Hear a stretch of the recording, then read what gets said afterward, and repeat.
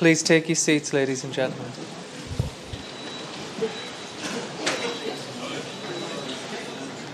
For anybody that is standing at the back, there is a number of seats here at the front if anybody would like to take one.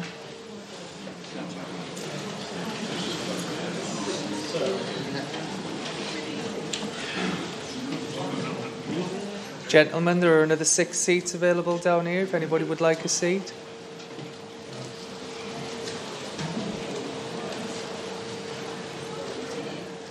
Good afternoon, ladies and gentlemen. We are meeting here today to honour the life of John. A funeral ceremony is an opportunity to join in taking leave of somebody that we have loved and respected. But it is more than that. It is the celebration of his life and personality, and it is a time to comfort those of his family and friends who are here today that have been affected by his passing. We are also here for that opportunity later in our service to pay our final respects, at which point I will invite you all to do so. Our ceremony today will be a simple and non-religious one, and although John did not believe in religion, he did believe in the good within human beings and felt very strongly about an individual's right and freedom of choice in the main decisions about their life and death. Perhaps you would join me on a few thoughts about life and death. The separateness and uniqueness of each human life is the basis of our grief and bereavement. Look through the whole world, and there is no other like the one that we have lost. But he still lives on in your memories. Though no longer a visible part of your lives, he will remain a member of your family and your friendship circles through the influence that he has had on you and the special part that he played on your lives and that of many lives around the world. We know that the value and meaning of life consists in living it and living it well. People who have been a strength and comfort to others and have worked for future generations, deriving fulfillment and satisfaction from doing so. These are the people that bring value and meaning to life. People like John. Today you will hear stories. There will be a visual tribute later in our service. But I would like to begin with the following reading. It is from a book called Doors, which John was very fond of, and I would like to give that reading to you now. Now is the time of building, of creating, of unity and harmony, of peace and love, of wholeness and oneness. Hold these positive, constructive, creative thoughts in your consciousness at all times, and never let them go. See them, live and move, and have their being in you. And behold the vision of the new haven and the new earth take form and substance. Let it unfold within you. As you become attuned to the idea of the new age and to the true meaning of it, it will gradually begin to unfold within you, and you will realize that you are a part of it and it is a part of you. It is something tremendous, like a slumbering giant waiting to awaken from its sleep, and once it begins to stir, nothing will be able to stop it from coming forth. There is nothing to fight against. There is no need to struggle any longer. Simply learn to wait upon me and let my perfect plan unfold. John was born at home in South Bank on the 2nd of August in 1956, first son of the late Arthur and Betty and brother of the late Denise. His brother Arthur would follow 18 months later, and some 10 years later Sister Anne would arrive. Together as a family, they have many, many adventures. Growing up, John had 3 ambitions. The first was to go to Canada and live in a cave. Second was to join the army, and third was to own his own Austin Champ. John's life was one big adventure of discovery, fun, mischief and experiment. John would always be the one to pull a funny face in all of the family photographs. Mandatory Christmas presents were plasticine, chemistry sets and Meccano. John would spend hours meticulously making small, detailed models of dinosaurs using plasticine, and he knew all of the names, a hobby that he did throughout his life. When making plasticine models of airplanes, cars and motorbikes, he always told Arthur to throw away the instructions. It was better to learn for yourself. John and Arthur grew up watching their dad, in his garage, mend his motorbikes and cars, instilling in them that if it is made, it can be mended, and if you haven't the tool, make one. John stood by this throughout his entire life. John built many push bikes using scrap parts, and he also made bogies using old planks and sets of pram wheels. Of course, John's bogie was actually steered so that no more trapped feet. One day, John wanted to be the fastest bogie driver on the street. Donning his dad's vintage tin crash helmet, Arthur pushed like mad using a broomstick. John then veered into the garden gate, promptly crashing into the 8x8-inch concrete post, cracking it at the base and denting the helmet. Dazed, John instructed Arthur, "Don't tell our mum." Another time, attempting the longest skid on his push bike, John and Arthur went to the top of Whale Hill, which seemed steep in those days. Again, with Arthur pushing and John's little legs pedalling 10 to the dozen, he flew down the hill and then applied the brakes. The long, smouldering skid was huge until both tyres went bang, and John proceeded to fly through the air like Superman whilst his bike headed towards an upcoming trolley bus. Quickly brushing himself off and gathering the remains of his bike, he ran home, again shouting, "Don't tell our mum." One day, John was upstairs in Mum's house. Big sister Denise shouted, "You're locked in." Instead of coming downstairs, John climbed out of the upstairs window, dangled by his fingertips, before falling to the concrete path below, scraping his nose on the wall on the way down, muttering, I think you've guessed it by now, "Don't tell our mum." One time, on a rare occasion, John and Arthur had to stay in. John mended Dad's old broken Bakelite radio. Unable to reach the windowsill to get a signal because the wires were too short from the mains, John simply lengthened the wire. As Arthur plugged it in, the bare live and neutral wires almost touched. John yelled to Arthur, "Get me something to separate the wires." Arthur panicked and handed him an all-metal Meccano screwdriver. Without thinking, John rammed the screwdriver between the bare live wires and bang again. The screwdriver flew through the ceiling, John's fingers sizzled, and all of the house fuses blew. This time both Mum and Dad knew. As John was now a teenager, he was allowed to take his little sister Anne to Loch Park, excitedly going to the boating lake. Little Anne leaned over to stroke a duck and promptly fell in.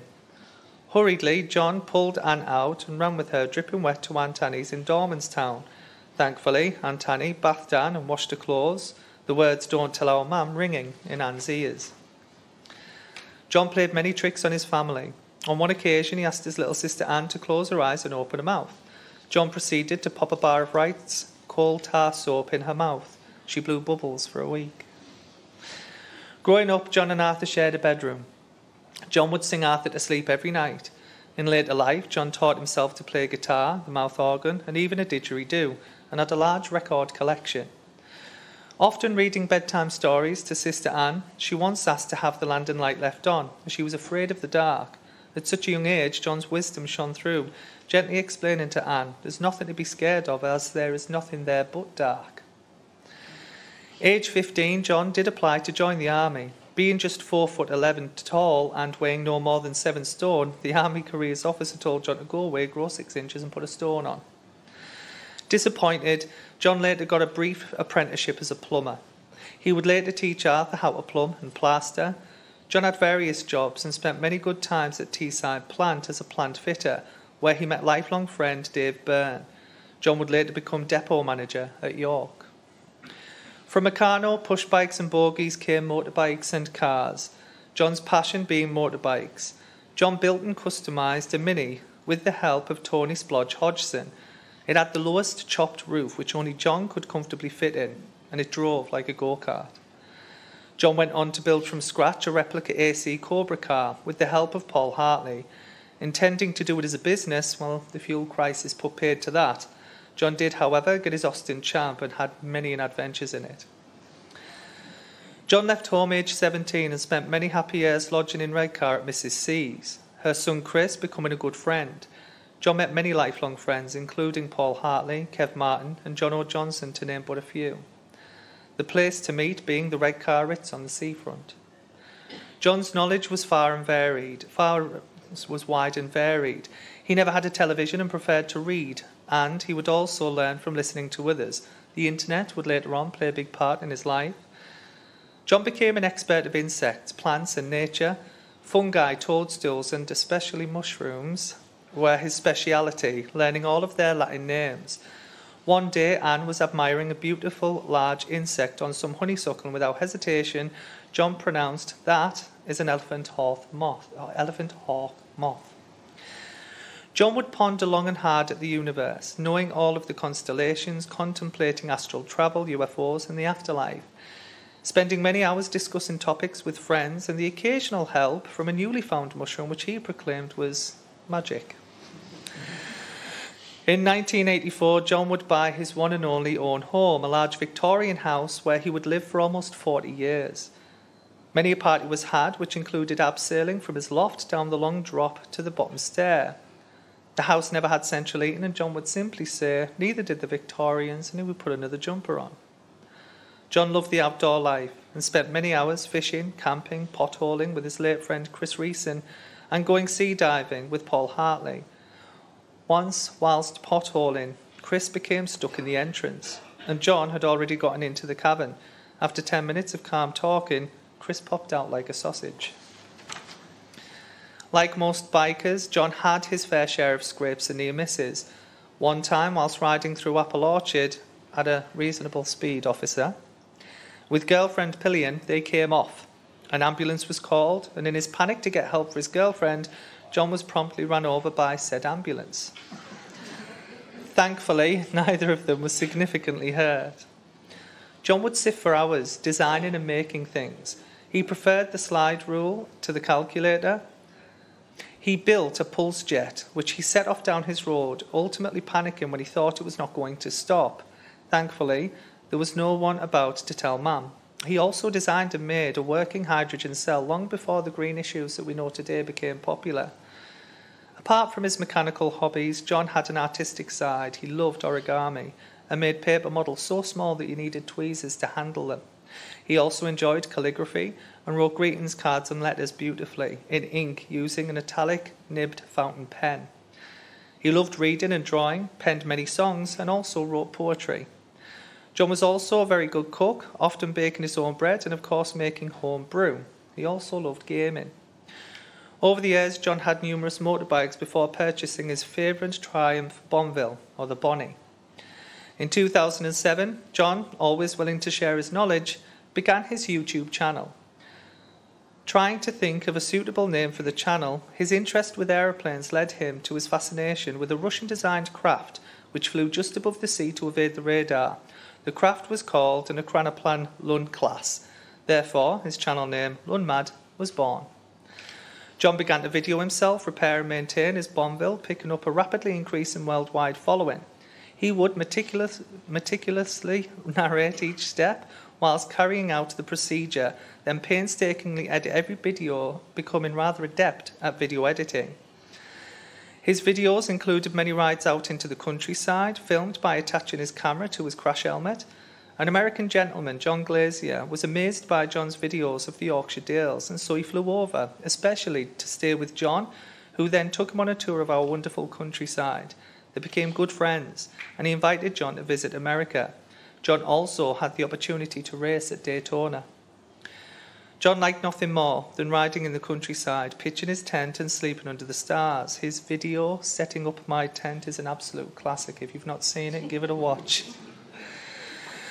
Seeing a business opportunity, John sought help from the DSS to become self-employed. The DSS interviewer read John's comprehensive CV, which included John's expertise at precision engineering measurements using micrometers and vernier instruments. The interviewer asked John, why on earth would anybody wish to measure anything so small? Disillusioned, John asked the interviewer to Google Lunmad, and upon doing so, the interviewer said, "Is that you?" and called in a supervisor, and the rest, as they say, is history. John would later work with his best friend John O. Johnson, who you will hear from later on, as they travelled all over together on business. With his following on YouTube of over 7.5 thousand subscribers and almost 3.5 million views, invites came to John from all across the world, including America, Netherlands and Kuwait. John obliged and travelled there to repair the enthusiasts' motorbikes. And John didn't do it for financial gain, but for his love of keeping classic motorbikes on the road wherever they were. Since John's passing, the messages of condolence from all over the world, including the USA, Kuwait, Pakistan, Australia and Russia, have flooded in and have been overwhelming for his family and friends. Just two of the many condolences read as follows. John is one of the most talented, intelligent, intellectually curious, funny, loyal, congenial persons I have ever met. I am deeply honoured to call him my friend. And that comes from John Glazier in the USA.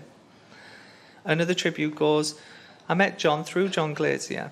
I am going to miss him. Every morning I will walk into my garage and see the two motorbikes that he helped me restore and that he'd actually rode.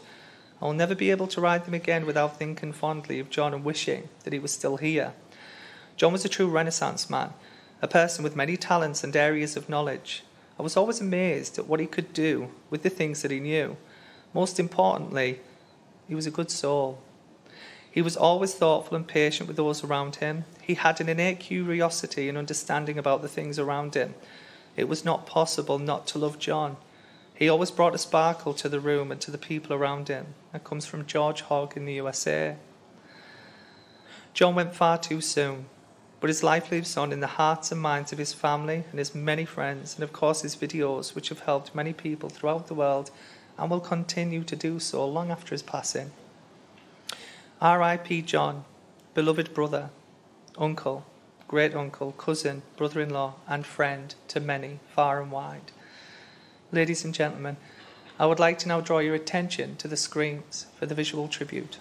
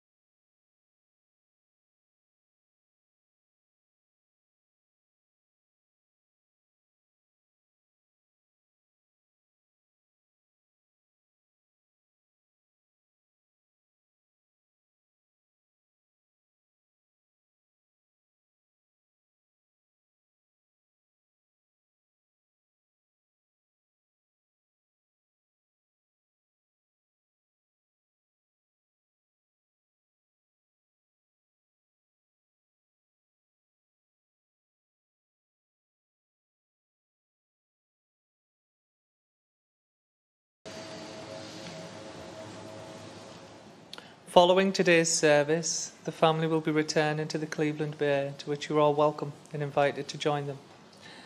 I would now like to invite one of John's friends up, John O. Johnson, to share some words with you.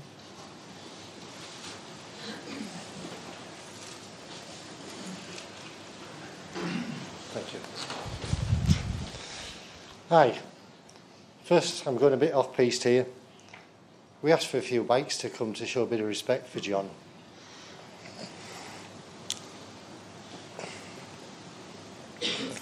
Thank you for such a good turnout. And we're here firstly to celebrate the life of an amazing person, and secondly to thank him for being our friend. Plusey was definitely one of the few people who put far more into life than he took out. We first met in the fantastic days in the early 70s at Mrs. C's. Like Plusey, she was small in stature but a large character, and she looked after us all like family. A house full of bikers. What fun. Happy times. As a lot of you remember, Plusey had a 250cc Crook Suzuki, and he weighed about the same as an autumn leaf. Nobody could catch him. I saw Plusey a few times in the intervening years, but about 8 years ago I was getting an MOT done at Kev Martin's, and the same cheeky face greeted me as he popped his head round the door. "Hi, Jono." As we talked, we agreed he'd come and help me with the business. It was like going back to those early 70s again, and we went everywhere as a double act. From all corners of the UK and a trip to our friend's chateau in the south of France, the humour and friendship is something I'll cherish forever. Plusey was one of the very best mechanics, and nothing ever fazed him, from simple mechanical repairs to complex mechanisms. He was completely at home. I had brought something with me, but I'd forgotten to put it in my pocket. Typical, because I'm always the accident prone. When I fell over just as I was getting on the bike and gashed my finger and forgot all about it. But he had the ability to think outside the box. We only have a very small basin and a bathroom-type tap at work, so filling a bucket or kettle is a problem. One day, after getting soaked for the umpteenth time, I said, "This is annoying," or words to that effect. Plusey looked at it and within a minute had made his idea into a working model. He made a hole in a plastic bottle, slipped it over the tap, hung it over the sink, and it's still working perfectly 5 years later, and it's got no moving parts, so it can't go wrong. He said even I could probably use it. His wildly successful YouTube channel wasn't done to make money, but his motives were quite simple. He just wanted to keep as many bikes on the road without costing people a fortune, and I think it's fair to say he's more than achieved his aim. And thank you, Adam, for placing that beautiful tribute on his page. Alongside Paul and I, our weekends away at the racetrack in our last of the summer wine race team have been hilarious. But when quick thinking and modifications in a hurry are required, I can't think of two more capable people. The extensive tales of travel on his beloved Bonnie literally made me cry with laughter. Especially the story of Carol and the haversack, which I'm sure she'll tell you about at the Cleveland Bay shortly. Well, my friend,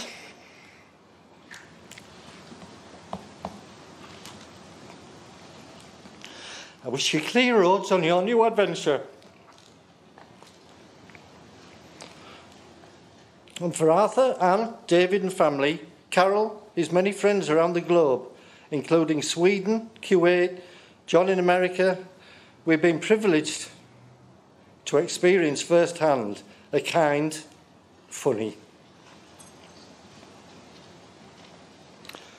talented maestro in action. As anyone who's ever had a greeting from Plusey knows, there's only one word to wish you on your way. Have a good one. Everybody, have a good one, Plusey. Thank you.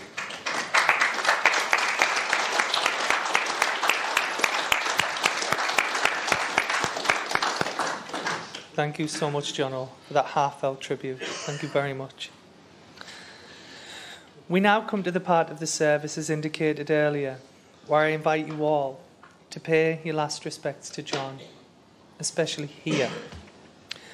And we do that by choosing a memory, perhaps one that you've seen on the visual tribute, one that you've heard in the eulogy, or just of your own time spent together, or a quiet conversation that you've had with John. But by holding that memory in your thoughts now will give you perhaps the best opportunity today to pay both a personal and final respect. And with that, I would share with you the following words. When I come to the end of the road and the sun has set for me, I want no right in a gloom-filled room. Don't cry for a soul set free. You can miss me a little, but not for long, and not with your heads bowed low. Remember the love, the laughter, the journeys. Miss me, but let me go. For this journey we all must take, and each must go alone. And it is all part of a bigger plan. It is a step on the road to home. And when you are lonely and sick at heart, go to the friends we know. Bury your sorrows in memories of me. Miss me, but let me go.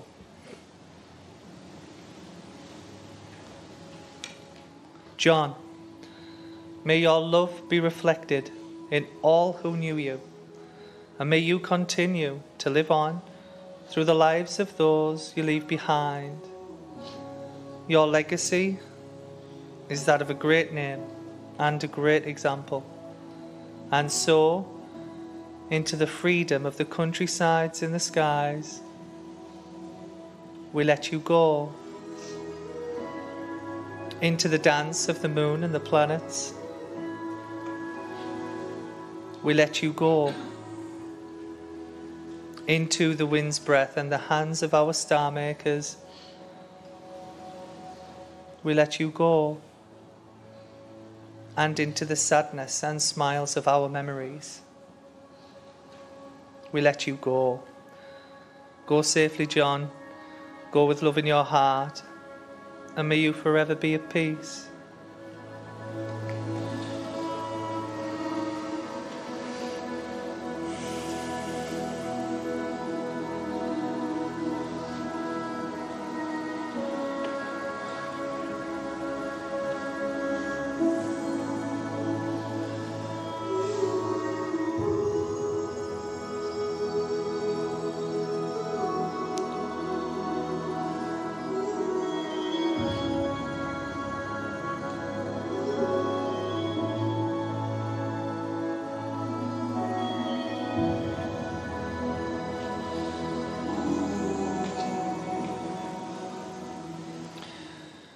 We can shed tears that he is gone, or we can smile because he lived, and he lived well. We can close our eyes and pray that he will come back, or we can open them and see all he leaves behind. Our hearts can be empty because we cannot see him, or it can be full knowing that a part of John, his personality, his teachings, his legacy, will be with you always. You can remember him, and only that he is gone. Or you could do what John would want you to do. Smile. Open your eyes, begin that next adventure, love, live, and go on.